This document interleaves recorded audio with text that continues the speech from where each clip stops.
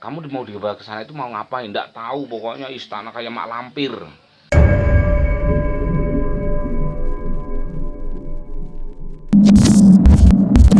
Assalamualaikum warahmatullahi wabarakatuh, teman-teman dimanapun Anda berada.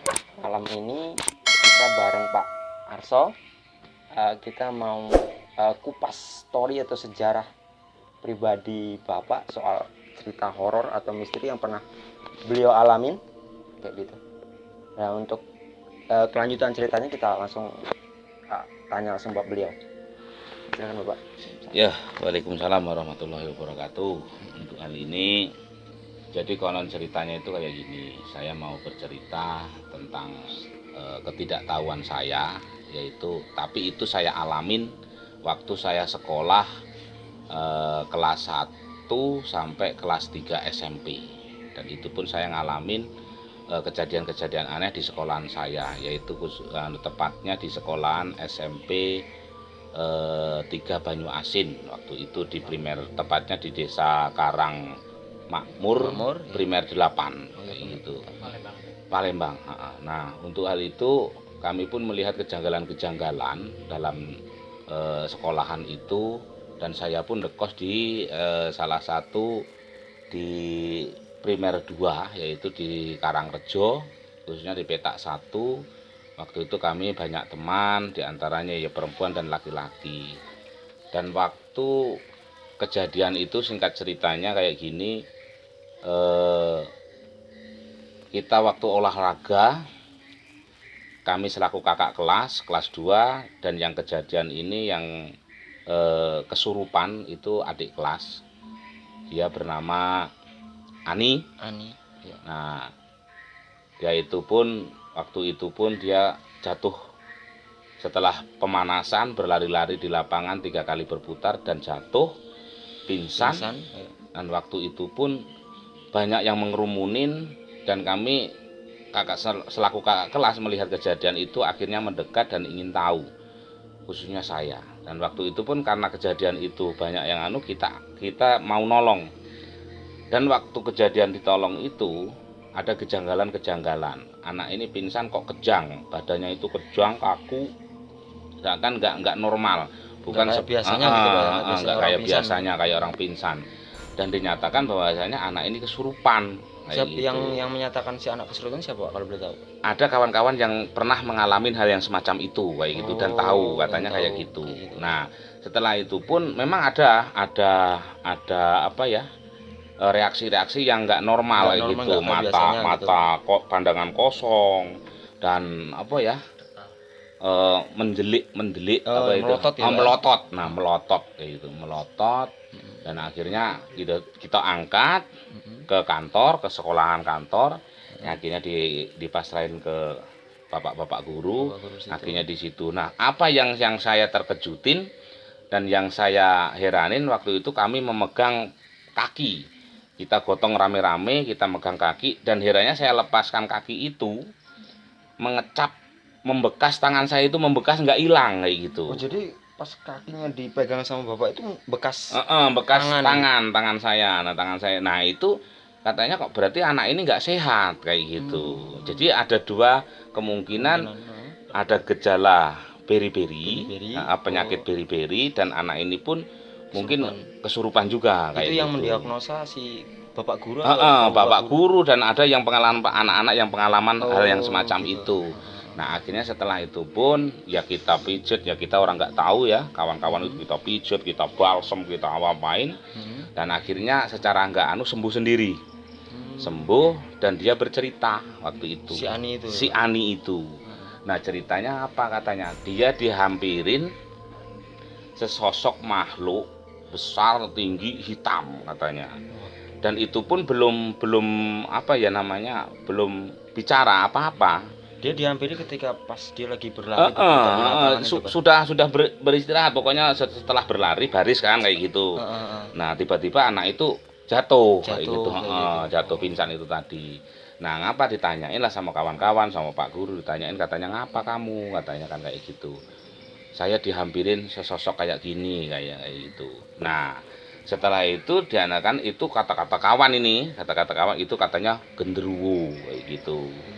Nah akhirnya di situ setelah ya sudah itu nggak ada kejadian lagi.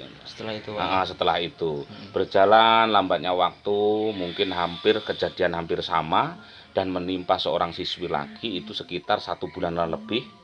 Oh, jadi ada jenjang waktu.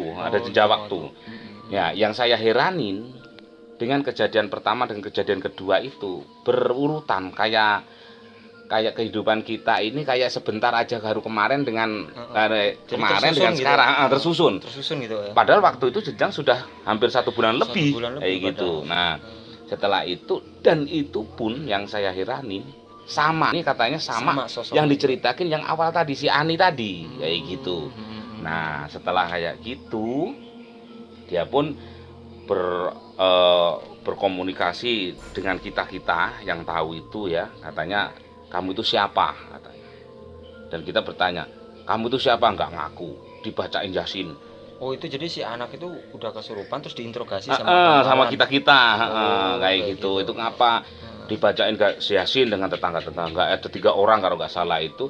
Dia pun ngomong si anak yang kesurupan itu tadi ngomong, saya juga bisa baca katanya kayak gitu. Waduh. Nah, dan dia gumanya mintanya kayak gini, tolong panggilin Jono katanya. Oh, gitu. Jono ini Alkisah ditanyain, kita tahu bahwasanya anak ini pacarnya si Jono itu tadi. Umi ini pacarnya si Jono. Nah, akhirnya Jono ini kita panggil dan sampai ke rumah dia itu pun dia nggak direspon. Kok bisa gitu, Pak? Nah, nggak direspon dan tuh, ini Jono datang mau ngapain? Ya, bilang kayak gitu. Dia cuma ngeliatin senyum kayak gitu, nggak ngapa-ngapa. Lah akhirnya suruh manggil lagi yang namanya si Hendra itu tadi. Nah, Hendra ini seorang teman sekolah juga, tapi ada di primer 8 di petak 5 dia itu. Nah, akhirnya kami yang ketempatan di situ, akhirnya kami disuruh jemput si Hendra itu tadi. Nah, Hendra ini ngapa katanya? Ini dia ini seneng, tapi si Hendra ini nggak tahu kalau disenengin sama gadis itu tadi yang kesurupan itu tadi. Kayak gitu. Nah, cinta yang nggak tersampaikan. Dan di situ pun yang saya terkejutin mau jemput si Hendra ini, si gadis yang kesurupan ini tadi ngomong ke kita kayak gitu. Ngomongnya kayak gini katanya, kalau kamu nggak nyampe setengah jam ke sini, anak ini nggak tahu jadi apa katanya. Oh, itu mungkin yang ngomong kayak gitu bukan real dari bukan dari gadis itu, yang mungkin yang ngerasukin itu kan. Nah, dan kami pun berlomba dengan waktu karena jauh juga dari pasar primer 2 itu ya. Dari pasar ke primer 8 petak 5 itu agak jauh. Waktu itu tahun itu belum ada sepeda motor, adanya sepeda ontel pun tidak semua orang punya. Itu berapa kilometer perjalanan itu, Pak? Ya kalau 1 RT-nya kan 400 nih. Kalau 5 RT berarti berapa kilo tuh? Berapa meter? 4 kali 5, 2 kilo kan? Nah, 2 kilo. Waktu itu jalan becek, hujan rintik-rintik, dan itu pun kami pun karena kita kasihan dengan temen kayak gitu, akhirnya kita apapun kahanan dan situasi apapun kita ke sana. Dan akhirnya kita ke tempatnya si Hendra ini tadi. Kita ngomong ya, assalamualaikum. Tanya kedua orang tuanya, Bapak Hendranya ada? Nggak ada katanya. Kemana? Ke masjid katanya. Ada acara apa, Pak? Khatam Quran katanya. Si Hendra ini khataman Al-Quran katanya. Nah, akhirnya kami pun bergegas ke tempat masjid itu di petak 5 ini. Dia rumahnya petak 5 awal, masjidnya petak pertengahan. Kayak gitu, petak 5 pertengahan. Nggak terlalu jauh ya, Pak ya? Itu pun sampailah kita ke masjid. Dan itu pun kami orang 2 waktu itu. Dan kita langsung assalamualaikum. Pak Yayinya yang keluar. Pak Yayi mau nanya nih, Mas Hendrinya ada enggak? Mas Hendranya, ya bilang kayak gitu kan. Ada perlu apa? Tolong Pak, suruh keluar sebentar. Nah, akhirnya keluar, kami pun ngomong dengan Hendra itu tadi, Hen, ini saya bilangin katanya, ini gawat, kan saya bilang kayak gitu, ini soal nyawa kayak gitu kan, karena kamu di tempo waktu setengah jam harus sampai sana. Dan itu pun waktu itu si yang kesurupan ini suruh bawa ayam putih dengan apa kaca pengilon, apa kaca cermin. Nah, itu. Nah, alhamdulillahnya itu mungkin karena nasibnya si gadis itu tadi ya, ayamnya ada, cerminnya ada itu. Dan itu pun kalau ditempuh secara ngakal sebenarnya lama, dalam tempo setengah jam itu. Untuk 2 kilo kayaknya. Untuk 2 kilo kayaknya. Di sepeda lagi, Pak. Itu jalan kaki itu. Jalan kaki. Padahal belum masih lumpur jalan. Masih lumpur, jalan kaki. Nah, itu pun terus kita alhamdulillahnya pas di situ kurang 5 menit. Dan ayam itu langsung dilepas di wilayah sekolahan itu di belakang, kalau nggak salah itu di ruang 1 ya. Kalau nggak salah dulu itu 1A. Dan di belakangnya itu ada pohon sejenis pohon bendo itu kayak pohon luwih tapi nggak ada buahnya itu loh, kayak gitu pohonnya itu. Nah di situ pohonnya tuh besar ya, besar tinggi, daunnya rindang ya. Nah itu di situ itu dilepas ayam itu, dan itu pun kami waktu itu nggak nemanin ngelepas ayamnya itu. Yang lepas itu siapa? Si Hendri? Si Hendra ngelepasnya ke situ, langsung cerminnya dia setelah ngelepas ke sana buang cermin ke belakang rumahnya yang ada tambatan tokang itu. Oh, kayak dermaga. Dibuanglah di situ.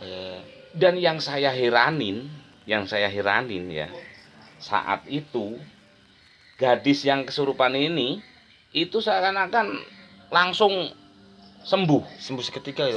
Sembuh seketika, nggak ada respon apa, dan dia pun merasa agak kemalu-maluan melihat ada si Jono, ada si Hendra itu.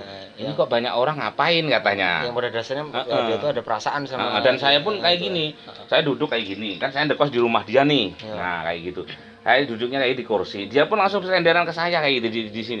Basah kuyup sini, rambutnya tuh basah, rambut panjang dia itu. Dia tanya sampai bersender dengan saya itu. Ya, dia masih waktu itu masih cewek Pak ya, cewek. Iya, dia ngomong kayak gini katanya. Ini ada apa katanya? Kok si Hendra ada, si Jono ada? Aku jadi malu katanya. saya tekan pala itu. Kamu ini ngerjain orang banyak, ngomong ngapa-ngapa katanya. Kamu kesurupan katanya. Siapa yang kesurupan katanya kayak gitu. Dia nggak sadar waktu itu. Nah, ketika itu pun dia pun akhirnya si Jono ini pergi, si Hendra ini juga pulang kayak gitu. Nah, dan itu sudah kejadian-kejadian itu sudah berlalu. Dan itu hilang sama sekali. Nggak ada kasus lagi. Nggak ada berjalannya waktu, heran saya kayak gitu ya. Berjalannya waktu lagi, kejadian itu menimpa kawan saya yang laki-laki. Oh, ganti lagi kasusnya sama, cuman orang yang ini sama beda. ya. Yang pertama si yang tadi si Ani itu kasusnya dia didatengin sosok tinggi besar, bulu lebat kayak gitu, hitam gitu kan. Sosok apa itu kalau boleh tahu? Nah, itu yang dikata-kata kawan itu katanya genderuwo itu tadi kan. Nah, berarti sosoknya itu hampir.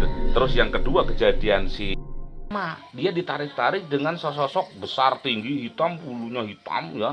Itu katanya mau diajak ke tempat dia, mau dijodohin dengan anaknya itu. Nah, kayak gitu. Jadi seakan-akan kita berlanjut gitu loh, tapi ada tenggang waktu itu, waktunya lama-lama. Dan korbannya ganti-ganti. Korbannya ganti-ganti.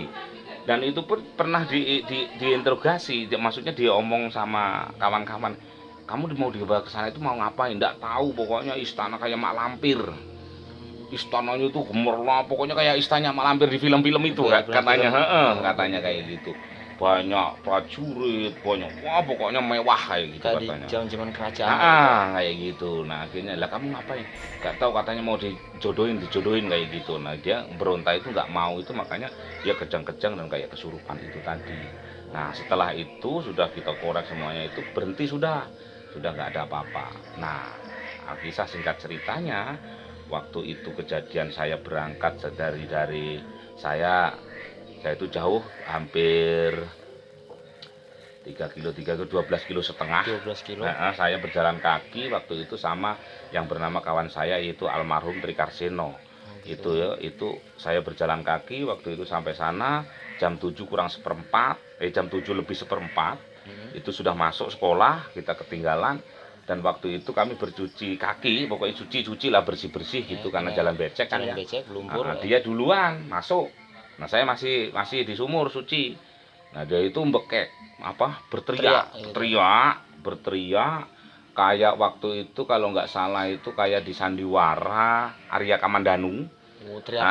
Naga Puspa Kresna. Oh gitu ya. Wah pokoknya keras lah itu teriakannya. Nah yang saya heranin ini kepala kelas ini ngomong berdoa mulai kayak gitu. Nah ini malah teman saya ketua kelasnya itu ngomong berdoa mulai, ini Trikarsono ini malah berteriak itu tadi ngedorong meja, padahal duduk dia itu dari depan itu nomor 5 dia itu, padahal ada 6 kan, nomor 5 itu dia didorong meja itu, ada orangnya tuh berantakan semua.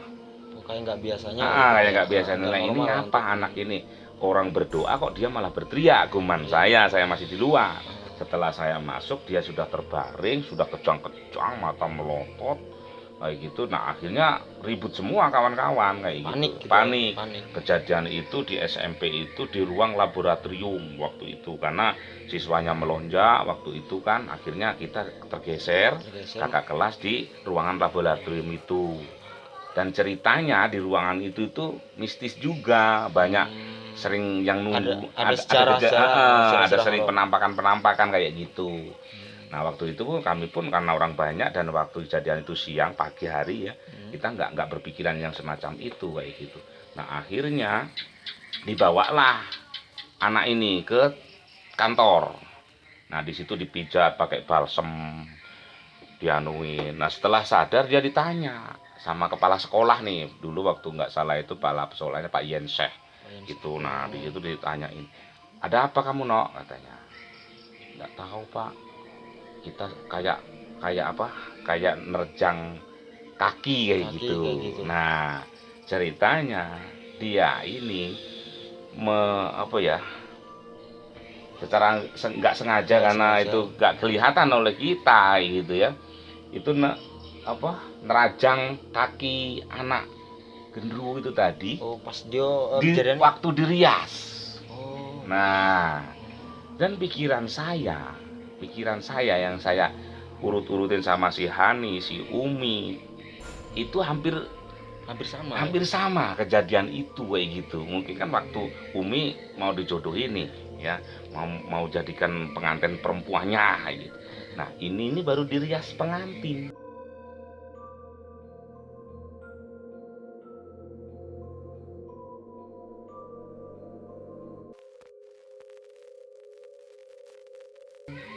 Kayak gitu. Jadi padahal tempo itu hampir ada yang sebulan lebih, ada yang 2 bulan, dan kejadian tapi berurutan. Nah berurutan. Yang saya heranin, apakah benar ketidaktahuan saya, alam sana itu lebih cepat apa lebih lambat kayak gitu. Kalau kita lihat kalau di alam kita itu sudah kejadian itu dari Hani itu hampir 1,5 bulan. Dari Hani ke Umi itu hampir 2 bulanan. Nah sama si Seno ini tadi itu hampir 2 bulanan juga gitu. Nah waktunya rentang lama, tapi kok masih berurutan kayak gitu loh. Jenjangnya itu kalau disambung-sambungin itu kayak waktu sehari 2 hari kayak gitu. Ya mungkin di alam sana waktunya lebih cepat. Mungkin kayak gitu. Nah alkisah semuanya itu setelah Trikarsono ini yang panggilannya Seno itu dibawa pulang. Dan yang saya anehin, di dadanya Trikarsono itu ada kayak gambar love gitu. Gambar love. Iya. Kayak tato gitu. Tapi panah itu belum nancap. Itu ada sebelum apa, memang sudah ada dari dulu atau setelah kesurupan itu. Nah setelah kesurupan itu akhirnya dibawalah ke orang pintar. Nggak salah di Primer 4 itu ada, dan dia disaranin suruh pergi dari daerah ini. Nah, dari wilayah Karangagung. Nah akhirnya dibawalah balik sama orang tuanya ini ke Jawa. Nah jadi dia itu nggak berangkat itu hampir ada 2 bulan. Nah kami pun bertanya-tanya, keluar enggak, izin enggak kayak gitu kan. Pleng gitu pleng kayak gitu jadinya. Nah akhirnya apa, setelah kejadian itu dia itu ketemulah kita di pelabuhan. Waktu itu kalau kita ke Palembang itu kan hari Rabu gitu kan, naik ketek, dia ketemu di situ pulang dari Jawa itu, pulang dari Jawa. Dan itu dia ngomong, aku jangan bahasa Jawa, aku jangan dipanggil Trikarseno katanya kayak gitu. Nah, udah ganti nama? Sudah ganti nama tapi tetap panggilannya Seno. Seno. Nah, namanya Ontoseno, nama wayang. Nama wayang. Dan di situ akhirnya di situ, dan dia pun sama orang pintar ini ngomong, kalau sebelum tato kamu yang itu hilang, jangan keburu pulang kayak gitu. Nah, lambat laun di Jawa itu hilang sendiri kayak gitu kan. Sebenarnya maksud tato itu apa? Nah, kurang tahu, pokoknya dia itu ada ancaman bahwasanya dia telah mengganggu, kata orang pintar itu tadi, katanya mengganggu salah satu itu tadi. Mungkin gitu. Sebagai tanda kayak itu. Kalau kamu berani mengganggu lagi, mungkin ini loh kayak gitu, mungkin mau dihabisin apa di gimana kayak gitu. Nah, tumbalnya mungkin. Nah, setelah kejadian itu akhirnya orang tuanya Seno ini tadi, karena kita pindah dari awalnya kita sekolah di Primer 8, khususnya di SMP 3 Banyuasin itu langsung pindah aja. Gedung itu nggak diresmiin, nggak di apa namanya ya, pokoknya nggak diresmiin lah kayak gitu. Kita dari SD-nya langsung pindah ke gedung baru itu. Jadi nggak ada peresmian di situ, nggak ada acara pindah-pindah, nggak ada. Kita langsung tempatin kayak gitu. Nah, akhirnya kejadian itu punya kesimpulan, dia pun motong kambing bapaknya Seno ini untuk syukuran untuk syukuran itu. Nah, akhirnya apa? Secara mistis tidak tahu itu orang dari omongan dari orang pintar apa gimana, kepala ini ditanam di tengah-tengah sekolahan itu, lapangan sekolahan itu, kepalanya. Nah, kakinya 4 itu ditanam pojok-pojok dengan syarat itu. Alhamdulillah dengan saat ini sampai sekarang adik-adik pun nggak ada yang ada kejadian lagi yang terulang kayak gitu. Itu kalau boleh tahu ada nggak sejarah, Pak, semenjak sebelum didirikannya sekolah itu ada sejarah apa? Mungkin bekas makam atau bekas apa kayak gitu, ada penjelasan apa? Kalau karena kami pernah nunggu di situ ya, dan kita pun pernah pindah setelah kelas 3 ndekos di tempat Pak Guru. Dan di situ pun ada fasilitas guru, rumah guru kayak gitu ya, di belakang pohon bendo itu tadi. Yang besar tadi sering banyak kejadian-kejadian dan tidak betah. Si Bapak Guru maupun siswa yang ndekos di situ nggak betah. Ada kejadian seperti apa itu?